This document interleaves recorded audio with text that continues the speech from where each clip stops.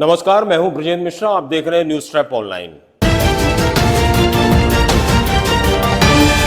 आज हम बात करेंगे डिजिटल युग की। डिजिटल युग ने मानवीय रिश्तों को, मानवीय संवेदनाओं को जैसे तार तार कर दिया हो। हर काम ऑनलाइन, हर काम बैंकिंग, नेटवर्किंग सेवा, फोन, मोबाइल, सिर्फ यही है, इसके अलावा कुछ नहीं। स्थिति यह है कि जो हमारे मानवीय रिश्ते हैं वो एकदम से तार तार हो गए हैं। ज्वलंत उदाहरण मैं आपको दे रहा हूं। महाराष्ट्र पालघर की एक घटना है। एक बच्ची की मां एक्सपायर हो जाती है, खत्म हो जाती है। वो बच्ची रहती है गुजरात, अहमदाबाद में। दुर्भाग्य देखिए कि वो बच्ची अपनी मां के अंतिम संस्कार में आने से मना कर देती है। हिंदू मुस्लिम समाज के लोग अंतिम संस्कार करते हैं, वो फोन लगाते हो उस बेटी को कि आपकी मां का निधन हो गया है, आप अंतिम संस्कार में आ जाइए। उस बेटी का कहना होता है कि आप लोग अंतिम संस्कार कर दीजिए, मुझे वीडियो कॉलिंग पर सब कुछ दिखा दीजिए, मैं वहीं से दर्शन कर लूंगी। हद तो तब हो गई जब अस्थि संचय की बात आई तो गुजरात से वो लड़की ये कहती है कि ऐसा करिए, जितनी भी अस्थियां हैं मेरी मां की, कोरियर सेवा से भिजवा दीजिए। सब लोग दंग रह जाते हैं, लेकिन उन्हें मालूम है कि ये डिजिटल युग है, कंप्यूटर मोबाइल का युग है। इसमें सारे रिश्ते दूर हो गए हैं।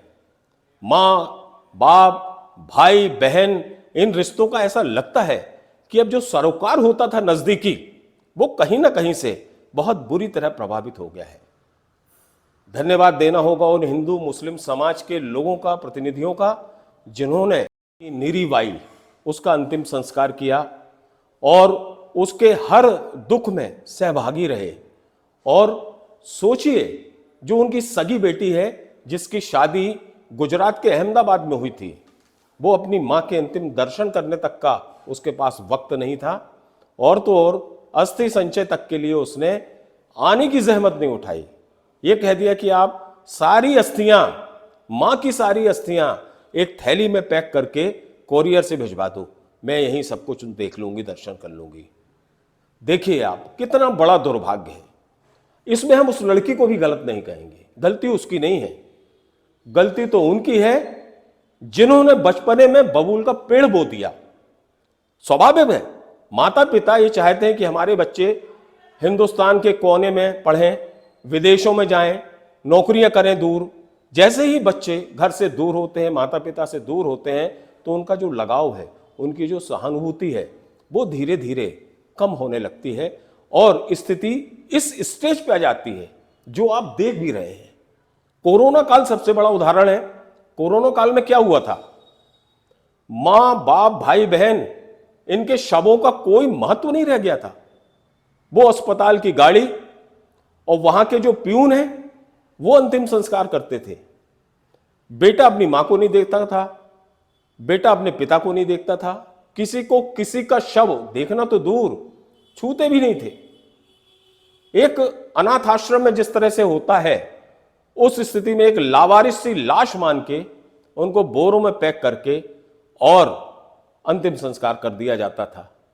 कोरोना काल से लोगों को सबक लेना था, लेकिन दुर्भाग्य है कि किसी ने सबक नहीं लिया और आज स्थिति यह है कि एक बेटी अपने मां के निधन के बाद ना तो उसके अंतिम दर्शन करने आ सकी और ना उसकी अस्थि संचय में सहभागी बन सकी, और उसने जो कोरियर सेवा से अस्थियां बुलवाने की बात कह दी, उससे जो मानवीय संवेदनाएं हैं वो झंकृत हो गई, तार तार हो गई।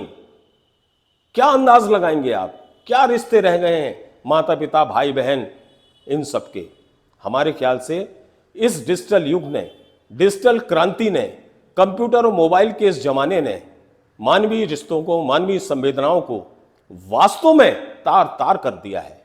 लोगों को जागृत होना होगा, अपने बच्चों को उन्हीं संस्कारों की शिक्षा देनी होगी और कोशिश करनी होगी कि अपने बच्चे अपने पास रहें, ताकि उनका जो प्यार, स्नेह, भाईचारा है वो लगातार अपने बुजुर्गों के प्रति, अपने माता पिता के प्रति हमेशा बना रहे।